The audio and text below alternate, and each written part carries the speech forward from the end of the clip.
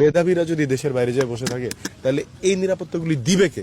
দেশ মেধা শূন্য হয়ে যাচ্ছে। ভাই মেধাবীরা আসেন, রাজনীতি মেধাবীদের কাজ। যাকে দিয়ে আপনি ডাব পাড়াতেন গাছের, সে হচ্ছে আপনার এক সময় নেতা, বেয়াদবি করতেছে চরম। আপনি দেখবেন যে আপনার এলাকায় যারা রাজনীতি করে এর মধ্যে একটা বেশিরভাগ অংশ হচ্ছে টোকাই, এরা ধীরে ধীরে যায় নেতা হচ্ছে। যাকে দিয়ে আপনি ডাব পাড়াতেন গাছের, সে হচ্ছে আপনার এক সময় নেতা, বেয়াদবি করতেছে চরম। ট্রেডিশনটা এরকম হয়ে গেছিল যে যত বড় বেয়াদব এলাকার সে তত বড় রাজনৈতিক নেতা বা রাজনৈতিক পদধারী। তো আমি আমার হাবুর স্কলারশিপে এটা বলার চেষ্টা করছি যে ভাই মেধাবীরা আসেন, রাজনীতি মেধাবীদের কাজ, কারণ দেশ চালাবে রাজনীতিবিদরা। সেইখানে যদি টোকাইকারী এরপর কৃতিকারীরা আসে তাহলে দেশ ধ্বংস হয়ে যাবে।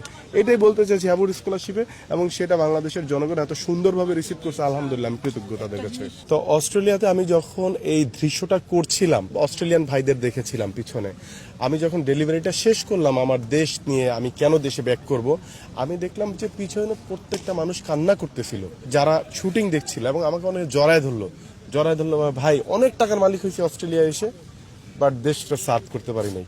আজকে আপনার কথাগুলো শুনলাম, যদি আমি ট্রাই করব আমার পরবর্তী প্রজন্মকে আমার দেশে পাঠাতে বা দেশে ইনভেস্ট করতে।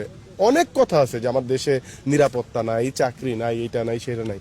মেধাবীরা যদি দেশের বাইরে যায় বসে থাকে তাহলে এই নিরাপত্তাগুলি দিবে কে?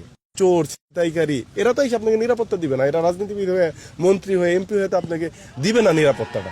সো এই কারণেই আহ্বান জানিয়েছি আপনারা দেশে আসেন। না, আমি অস্ট্রেলিয়া, এই দেখেন হাবুর স্কলারশিপ বাংলাদেশের একমাত্র নাটক যেটা অস্ট্রেলিয়াতে শুটিং হয়েছে, যেটা ইংল্যান্ডে শুটিং হয়েছে, ইউকেতে, যেটা মালয়েশিয়ায় শুটিং হয়েছে, এবং প্রত্যেকটা জায়গায় প্রবাসী ভাইদের এত দারুণ সমর্থন, অবিশ্বাস্য সমর্থন। আমি তাদের কাছে কৃতজ্ঞ, ধন্যবাদ। আমি আসলে কোনো প্রকার স্ট্রাগল ফেস করি না।